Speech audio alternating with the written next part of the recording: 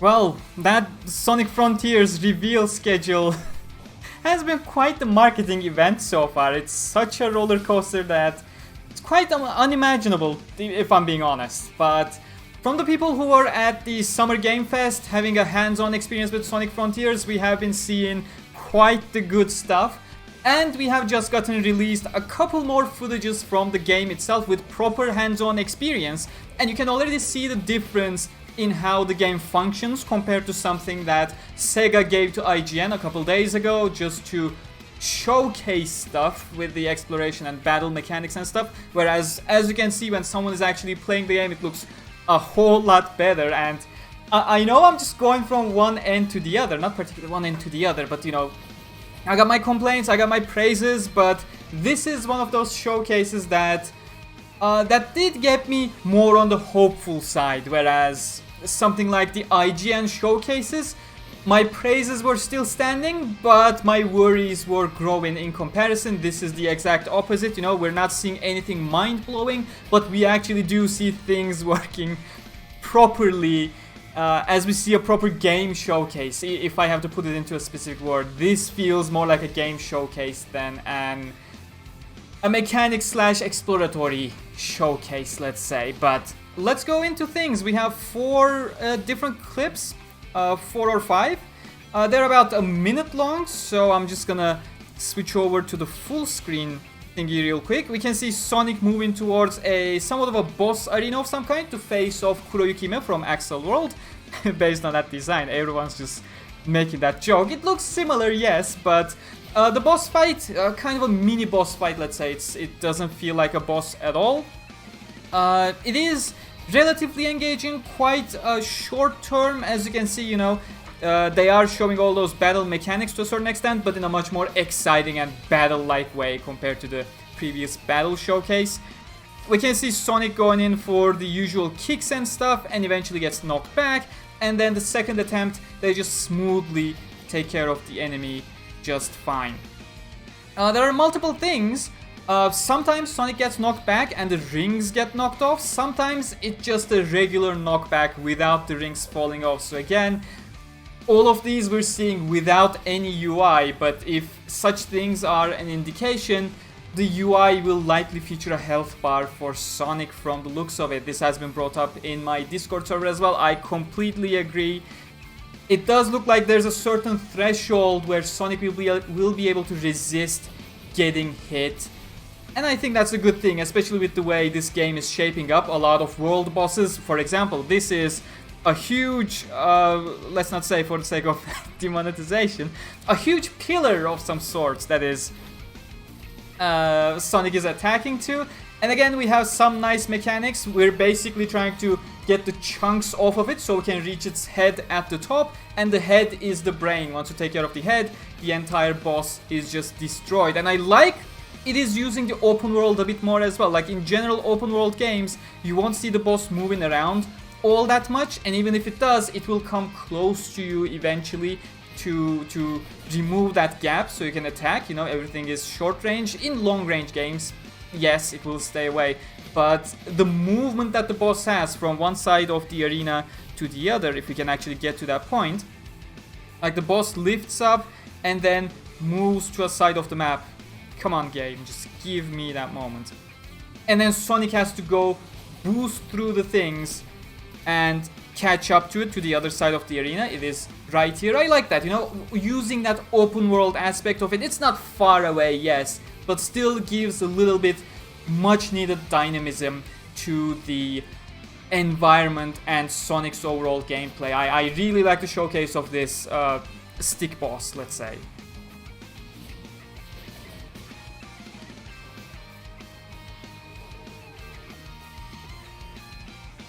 That was some weird animation shenanigans going on there. Not sure exactly what happened, but aside from that, again, it does look pretty damn solid if you ask me. We have some exploration showcases, 2 clips of this, and I believe 2 clips afterwards we have some puzzle showcases or something. The first exploration showcase is basically the same tower we have seen in the IGN preview, but actually much like I said before, actually being played by a player rather than someone standing around showing stuff, being really slow and janky and all that kind of stuff. I feel like, you know, when you're showcasing a game, you actually need to play the game. You're not making a tech demo showcase to show what you have done. You are trying to showcase how the game plays. And you know, this is a really nice bit. It feels like the climb is a bit useless, like what's the point of it, you question, but again, I do feel like there's gonna be stuff on these pillars at some point in the game when you're actually playing the game. This is still an isolated demo. I do have my issues with rails all around. We see the huge Big Chungus boss there, right in the back, as Sonic is going through. Right there. It doesn't seem to be moving at the moment, which is interesting. But yeah, another showcase here again. Exploration. I still have my issues with that trick system. I don't like it all that much. In fact, this is the exploration showcase that I don't like in comparison, because it does feel janky. Like, the snappy angles make Sonic move too much in my opinion, especially visible on these platforms. I feel like it needs to be more smooth. Like, every single bump shouldn't be making Sonic just boop, boop, boop constantly. That looks a bit unnatural, and at the end of it, you know, that platform, Sonic is just getting stuck to it and falling down immediately. That's a bit of a janky moment, but hey, who am I to judge? At least the overall fluidity is there, if you ask me. This one is a real weird showcase. It's like Sonic is countering the mob, and we're not exactly sure what happens because it's like immediately destroyed. But it may be a simple parry and counter move that we will experience on that front, which is, you know, if you have an extensive combat, such things are desperately needed. Something like Werehog did have a parry, but it never felt good and didn't have a counter mechanic at all. So having a counter mechanic for your combat stuff, that is much welcomed. These have been shared as puzzle showcases. Again, I do not see much of the puzzle aspect, but it needs to be kept in mind that this is very early on in the game. This and the next one that was also showcased in the IGN preview, like, being early puzzles, you can't expect much. It's still teaching the player mechanics. I am going to say that I do hope there is going to be a bit more advanced puzzles to get to later in the game. Now, this is very simplistic, just homing attack into the pillars to get up to the top and press the button and boom, you're done. That's not exactly a puzzle in my opinion. Again, Big Chungus boy right there in the back. I really like the design of the Big Chungus thingies. Again, their gameplay has been janky, but it has a lot of creative mechanics in my opinion. They will, if the jank is getting taken gets taken care of, I really do believe these are going to be the more interesting mobs to fight in the game. And again, the final showcase of a puzzle. This is basically just teaching you the wind circle thingy mechanic. Basically extinguish the fires, to use the, you know, ring tornado thingy with the trail. Pretty straightforward. This is quite nice, you know, you can speed it up, I guess.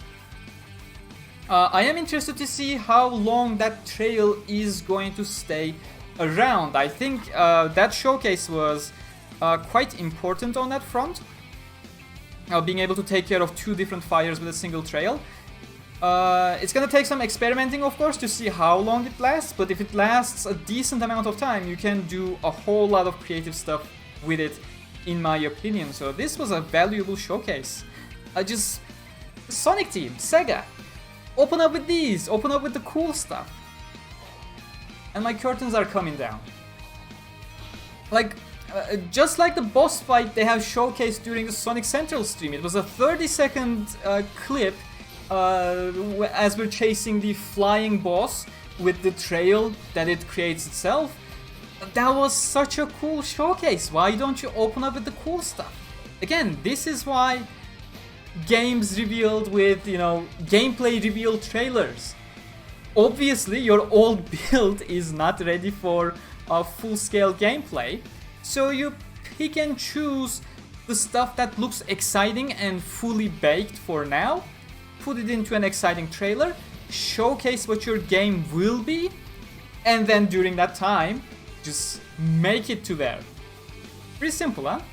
But yeah, there's also a lot of stuff going on around trying to compare Unleashed 6 months before release to Frontier 6 months before release. I'm not even gonna enter that debacle. I think it's a very stupid debacle to have, especially with the quality of footages and how people approach the quality of the footage versus quality of the game stuff. Like, I have nothing against Unleashed or I have nothing against Frontiers, but it's just a very stupid comparison to have. Not even gonna entertain that kind of comparison. But yeah, that is pretty much it. As I said, it's all looking really, really good in my opinion. It's not mind-blowing. There are mind-blowing concepts in it, like the boss fight that we have seen in Sonic Central. Absolutely beautiful. More of that, please.